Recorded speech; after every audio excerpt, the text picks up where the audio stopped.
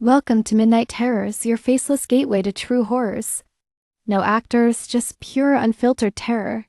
Every Monday through Friday, we deliver 15 to 30-minute deep dives into three spine-chilling, 100% real horror stories per episode. Feel yourself drawn in by our immersive narration and haunting soundscapes as minimalist. Visuals amplify every goosebump moment. Whether it's a shadow in the woods, a whisper from beyond, or a nightmare turned real, we've got your daily dose of dread covered 5 nights a week. So grab your headphones, turn off the lights, and hit subscribe now. Ring the bell to join our community of thrill seekers and never miss a pulse-pounding tale. Stay until the end, you'll see why the darkness is just getting started. I wouldn't call myself a workout fanatic, but I do enjoy hitting the pavement for a run now and then to stay in shape. I'm 27, and my friend Alex, who's 28, is kind of my running coach. Alex is always in peak condition and pushes me when I need it. Usually we jog late at night through my neighborhood in Charlotte, North Carolina. It's a well-lit middle-class area, and I'd never felt uneasy there until 2 months ago, when we took one run that ended with us swearing never to step outside after dark again. Here's how the streets are laid out and main loop road circles our subdivision, and from it branch several quieter side streets that eventually reconnect. Off the far edge of that loop, a narrow dirt path leads into undeveloped land and up into some old family-owned farmlands. That path was part of the route Alex and I planned one evening to add extra mileage. We'd start at my townhouse, run down to the wooded trail, slice across to one of the branching side streets, loop back to the main road, sprint out to the dirt path, then finish the circuit home. It sounds convoluted, but our usual 10-minute out and back on the main road was becoming too easy. So one Saturday night around 10 p.m. we set off. At first it was exactly what we wanted: cool air, streetlights overhead, easy conversation about work drama and weekend plans. But about halfway through the wooded trail I started hearing footsteps behind us. At first I shrugged it off. That connector path sees foot traffic from neighbors walking dogs or heading to late shift jobs. But the steps didn't fade. They matched our pace, 3 quick taps per second as we ran, slowing to a jog with us, halting when we slowed. My heart sank and I whispered to Alex, "You hear that?" He tensed but didn't want to freak out. We edged closer to the side. Street exit just a few hundred yards away. We burst through the trees onto the well-lit road and dared to glance back. Nothing. No one in the shadows. We looked at each other, shrugged nervously, and carried on to the next section of our route. That took us along the main road past silent rows of townhomes, then out to the dusty service road where the streetlights stop and the trees crowd in. We'd never gone down that dirt lane at night before. No lamps, no houses, just black forest on either side. But feeling emboldened, we pressed on for another mile before turning around. As soon as we pivoted, I caught movement at the tree line, something dark ducking into the brush with astonishing speed. My skin prickled. I told Alex what I'd seen, but he waved it off. Probably a stray deer. I almost bought it until we ran past the spot and heard a rustle 20 feet behind us. We spun around and there he was, a lone figure standing dead center on the dusty path, facing away from us. He wore a black hooded sweatshirt, shredded tan cargo pants caked in mud, and scuffed black sneakers. My chest hammered so hard it felt like it would burst. Before Alex could shout, a horrible cackle ripped through the night, a high-pitched, ghoulish laugh that twisted my guts into knots. The stranger pivoted, his face illuminated for an instant by a shaft of moonlight peeking through the trees. Pale skin, wide, bloodshot eyes, lips curled into a grin that chilled me to my core. Alex and I exchanged a terrified glance and bolted. We sprinted back toward the main road, every breath burning our lungs. Behind us came that laugh again, echoing through the trees, faster and louder each time.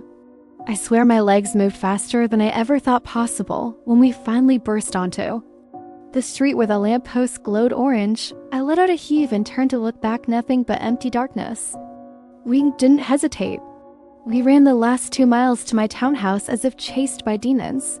Adrenaline pumping so hard it felt like my skin might split. When we reached my back porch, Alex nearly vomited and I slammed every door and garage panel shut. We collapsed inside, breathless and trembling, vowing never to run that route or any nighttime route again. If you're a night runner, stick to well-lit streets, bring a buddy, and trust your instincts. Because whatever that thing was, In the woods that night, it wasn't human and it wasn't done watching us. My name is Max Turner. I'm a 16-year-old junior in high school, and I've always loved running solo. I wasn't the fastest on the track team, but I had endurance and I could lose myself in the steady rhythm of my feet on pavement. Mrs. Caldwell, who lives in a quiet cluster of houses just north of Burlington, Vermont, near the Long Trail Woods, hired me to jog her restless border collie pup, Buddy. She paid me $15 of run-easy money for a few miles of training. The area felt both peaceful and strange. Scattered homesteads, abandoned dairy farms, a crumbling cemetery, and the boarded-up remains of an old asylum, where townsfolk whispered something dark had once gone on. My parents always warned me against running alone in secluded spots, but I figured I was fast enough to outrun anything or anyone dangerous. That confidence evaporated the evening I took Buddy out for an extended loop. It was just before dusk. The sinking sun painted the treetops copper, but long shadows swallowed the narrow road, making every tree stand out like a pitch-black sentinel. All I could hear was my breath, Buddy's panting, and the soft slap of my sneakers on asphalt. A lone crow called in the distance. Otherwise, it was unnaturally silent. About 2 miles in, we reached a stretch lined on both sides by towering pines. Buddy suddenly froze, ears perked. He let out a low whimper and stared into the gloom. I followed his gaze and saw him, a man's face peeking from behind a trunk. He looked to be in his 30s, wearing a threadbare baseball cap pulled low, a heavy coat despite the mild evening, and thick gloves. His eyes never blinked. My skin crawled, but I forced a polite nod and started jogging again. Buddy obeyed, though his tail remained tucked. A few steps later, Buddy stiffened again. I turned back and realized the man had moved. He now stood at the very edge of the tree line, just feet from the road, head cocked like he was studying me. Fear trickled icy down my spine. He hadn't snuck closer silently. He'd wanted me to see him. I swallowed hard and kept running, glancing over my shoulder with every stride. The woods looked empty until a sudden flash at my peripheral made me spin around. He was sprinting toward me, cleaver glinting in the last rays of daylight. A scream caught my throat. I didn't think I only ran. Adrenaline surged like wildfire through my veins as I tore down the stretch, Buddy tugging at his leash to keep pace. My heart hammered. I risked one backward glance. His twisted face, lips parted in a savage grin, moved too fast, his limbs pumping in jerky, unnatural bursts. He matched me step for step, yet I heard no breath, only the thunder of his boots on the asphalt.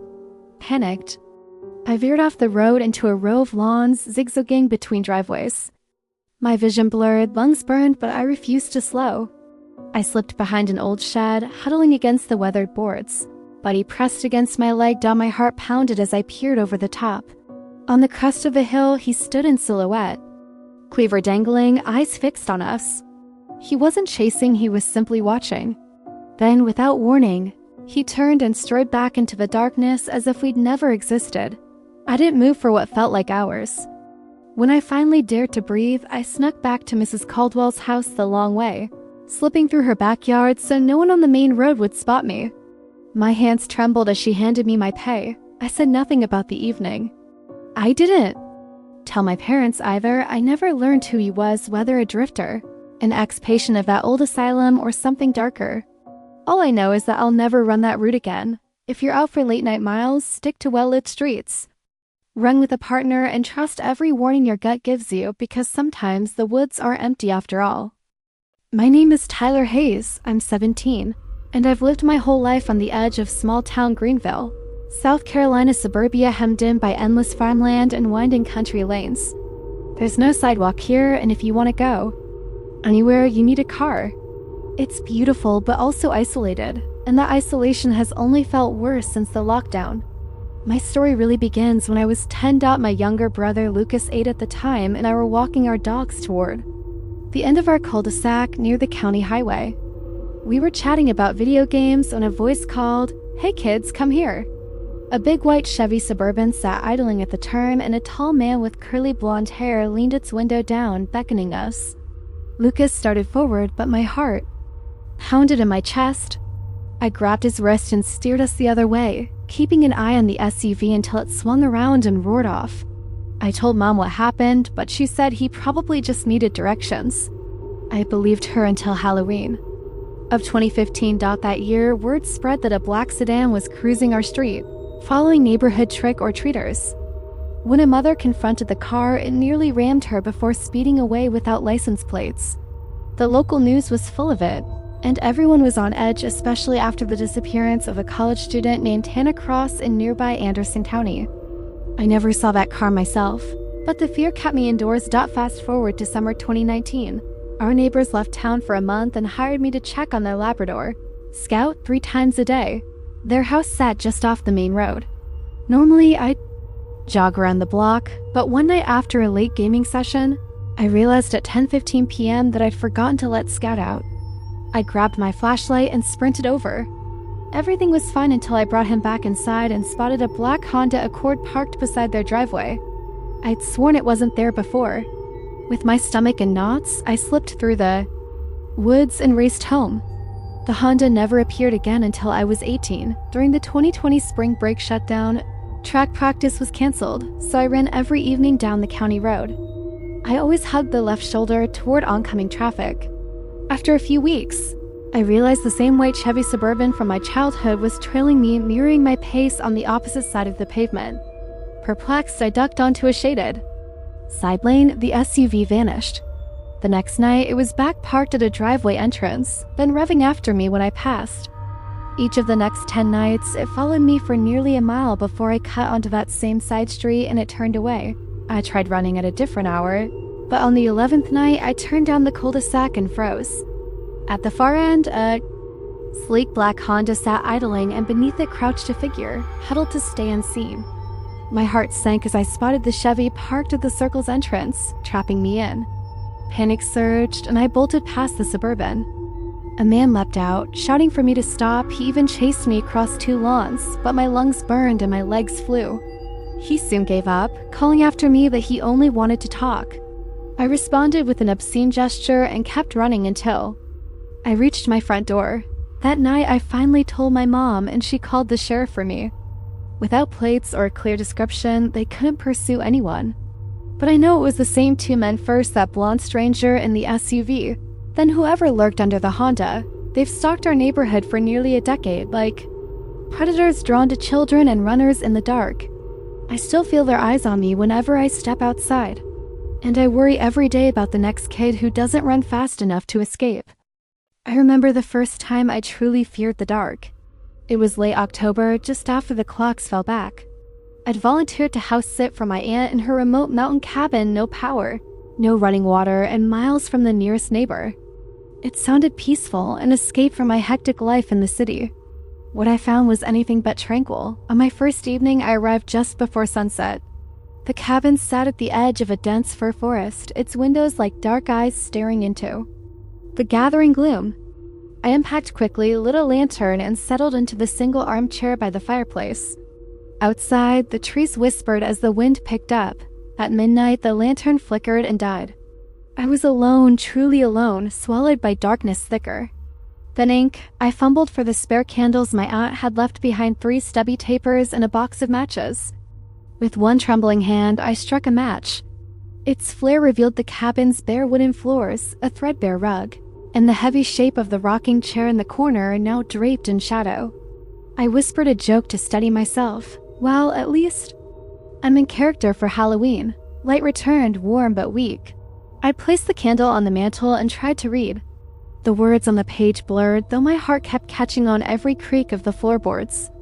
I finally gave up and blew out the flame, resting my head on my hand for a moment in the chair's hollow crook. That's when I heard it, the soft scrape of a chair sliding. My breath caught. The rocking chair in the corner, the one draped with empty clothes, began to move slowly, ever so slightly, until it gave a sharp creak as it rocked back on its rear legs. My blood froze. I stared for long seconds, willing it to stop. Then another scrape, not the chair this time, but footsteps. Barefoot, I realized, because I could hear the soft pad of skin against wood. The steps traced a circle around the fireplace, growing louder with each pass. My mind screamed for me to run, but my body felt glued to the spot. I struck another match, but before the flame could steady, the footsteps halted. Silence so complete I could hear my own pulse. The candle's flame wavered, then steadied, revealing the chair's empty back. I swear there was a pale handprint on the seat cushion, as though someone had stood there and slid back. I dropped the match. Darkness rushed in again. I dared not light another. Instead, I took a deep breath and crept toward the door. My fingers closed around the knob, cold metal against my palm. I threw open the door and fled onto the porch, candle abandoned on the mantel. Outside, the wind howled, rattling the window panes.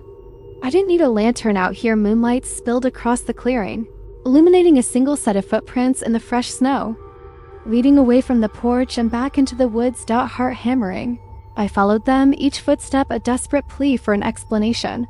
The trees loomed, skeletal and silent. The footprints narrowed into a path, as if dragged. Then they stopped. At the edge of a frozen creek. On the ice lay a single black shoe, its laces undone, dusted with snow. I knelt to pick it up.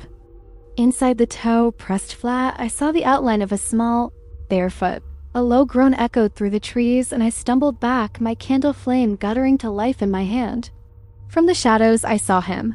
Pale, lanky eyes reflecting the candlelight. As he lurched forward, half in human shape, half something else. His mouth stretched in a grin too wide to be natural. I turned and ran, the creek's ice cracking under my panic-fueled sprint. The high knee branches snapped, the thing gaining ground. I reached the cabin door, yanked it open, and dove inside, slamming it shut just as the creature's head appeared at the window, nose pressed against the glass. I slammed my back against. The door trembling, candle sputtering. In that moment, I realized the worst part wasn't the creature itself, but that it had been waiting in the dark, watching, patient, knowing I would come back inside. That night, I didn't sleep. I sat in that armchair, candle in hand, eyes fixed on the rocking chair and the empty floor where the footprints began. At dawn, I packed my bags and drove away, vowing never to return. People say darkness hides no secrets, only what's already there, but I know better. Some truths only reveal themselves when the lights go out. And sometimes, in the deepest black, you find that you're not alone.